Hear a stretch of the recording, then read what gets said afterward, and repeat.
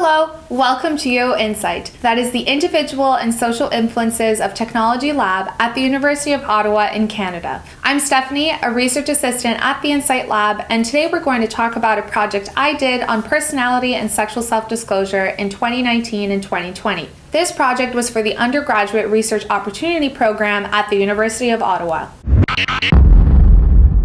Sexual self-disclosure is a critical aspect of sexual communication. What is it? Sexual self-disclosure refers to people's willingness to share aspects of their sexuality with a sexual partner. Researchers have found that personality traits relate to certain computer-mediated sexual communications, or sexual communications that occur through the use of at least 2 electronic devices. For instance, there are at least 4 studies on how the Big 5 personality traits, that is conscientiousness, agreeableness, neuroticism, openness, and extroversion, or CANOE for short, predict sexting and online sexual activities. In most of these studies, researchers found that people who are high in extroversion and neuroticism and low in conscientiousness and agreeableness were more willing to sext, meaning that they were more likely to send a sexually suggestive photo, a photo in underwear or lingerie, or a nude photo to another person through an electronic device. Additionally, in 2020, researchers Liu and Zhang found that people who were high in neuroticism, extroversion, and openness were more likely to engage in online sexual activities, such as viewing sexually explicit material or pornography, seeking sexual partners, cybersex, and flirting online. Although the literature suggests that the Big 5 personality traits relate to sexting and online sexual activities, we do not know how the Big 5 relates to and predicts online sexual self-disclosure. We know even less about whether the Big 5 relates to online sexual self-disclosure in the same ways as offline sexual self-disclosure. So my research questions for this study were: 1. Do our participants sexually self-disclose to a sexual partner in online and offline contexts? 2.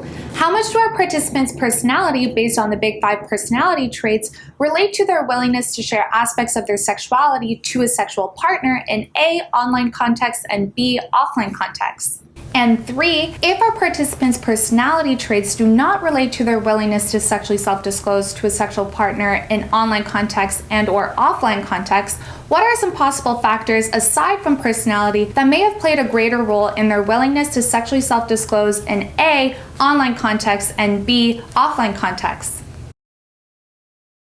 To look into sexual self-disclosure in further detail, Marilyn, a graduate student at the INSITE Lab, and Morgan, a research assistant in the lab, conducted a study in 2019 and 2020 to examine the extent to which people sexually self-disclose to a sexual partner in online and offline contexts. In our sample for this study, we had 216 participants aged 18 to 40 years old. Of the 216 participants, 111 had a sexual partner at the time of the study, and 103 had a sexual partner in mind while they answered our questions. All participants have experience using the internet for at least 1 to 5 years. Participants completed an online survey that was part of a bigger study that Marilyn and Morgan were working on at the time. For this study, we focused on participants' responses to 2 scales of the survey, specifically the Sexual Self-Disclosure Scale, also known as the SSD scale, and the Mini International Personality Item Pool, or the Mini IPIP.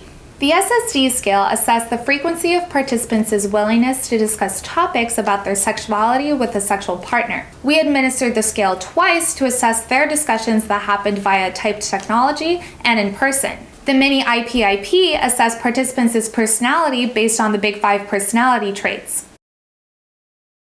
Overall, our participants disclosed few aspects of their sexual preferences to a sexual partner, whether they were in an online or an offline context. The range in the SSD scale is from 0 to 12, with higher scores indicating that people discuss more sexual topics to a sexual partner. Our participants reported telling to a sexual partner about 2 topics online and 2.5 topics offline on average. This means that our participants disclose a bit less, or precisely 0.5 less, to a sexual partner online than offline. The age of participants may explain why people disclose less aspects of their sexual preferences to a sexual partner. In fact, most of our participants were between 18 to 20 years old. Perhaps young people were less likely to disclose because they do not have enough sexual experiences to know their own sexual preferences. Further, none of the Big 5 personality traits related to online sexual self-disclosure, meaning that the personality traits did not predict online sexual self-disclosure in our study. This suggests that other factors aside from personality have played a greater role in online sexual self-disclosure.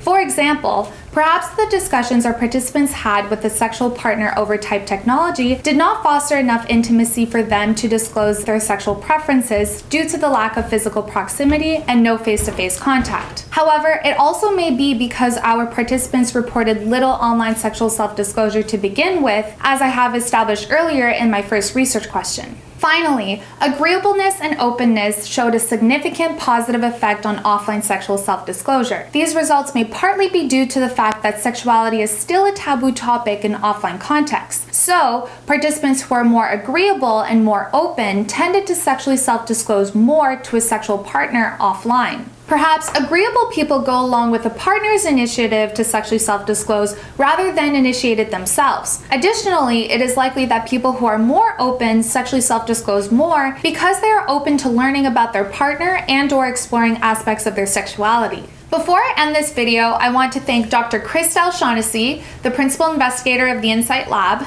Marilyn Ashley, and Morgan Joseph for collaborating with me in this research project. Please note that this research project has not yet been published in a peer-reviewed journal. And that's it for today.